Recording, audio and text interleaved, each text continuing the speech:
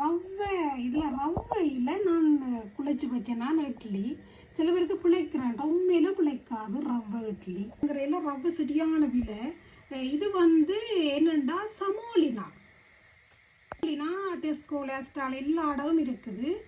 ஆனால் சமோலினால ஹோஸ் அது fine வேண்டக்கூடாது. Hose இது வண்டினாதேங்கோ, அது டேஸ்ட்டாக இருக்காது. இது ஹோஸ் என்ன அதாவது கரகரண்டு இருக்கு. COARSE. வாழையில் ரெடி. இனி வாழையில் முடிஞ்சிடும். என்ன ஸ்பெஷல் என்னன்னா, நான் இந்த வாழைத்தட்டில் எல்லாம் வாழை இலை தான் வெட்டி ரவுண்டாக வெட்டி வைக்கிறேன். பாருங்கோ, இந்த வாழை இலையை எடுத்து நான் இப்படி ரவுண்டாக வெட்டி தான் சின்ன இட்டலி தான் பாவிக்கிறோங்க. இப்படியே ஒவ்வொன்றையும் ரவுண்டாக வெட்டி. என்னட்டா இந்த பச்சையம் நெல்லம் தானே, அப்போ அதுக்காக வேண்டி இப்படி ரவுண்டாக வெட்டி சின்ன ரவுண்டாக பாருங்க. இதில் இருந்து சுடும் கையில்.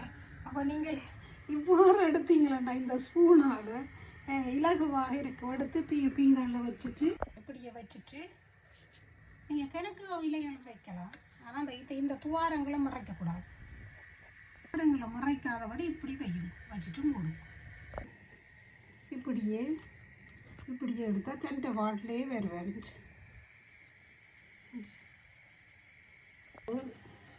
எவ்வளோ சும்மா கையாலேயே எடுக்கலாம்.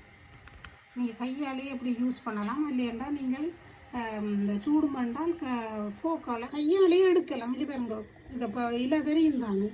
இங்கே பாருங்க, சும்மா அப்படி எடுக்க. இங்கே பாருங்க இவ்வளவு பூவாக இருக்கிற ரெண்டும் நீங்கள் வைக்கலாம். இப்படி ரெண்டு வச்சு நல்லா அமர்த்தி இப்படியும் செய்யலாம். இப்படி அமர்த்தி விட உள்ளுக்குள்ளே போகும். அப்போ இப்படி வச்சும் வைக்கலாம். பாருங்கோ,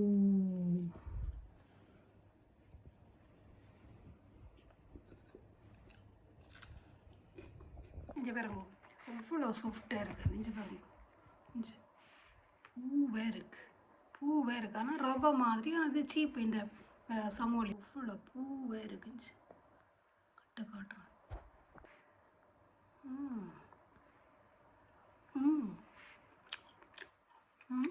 அப்போ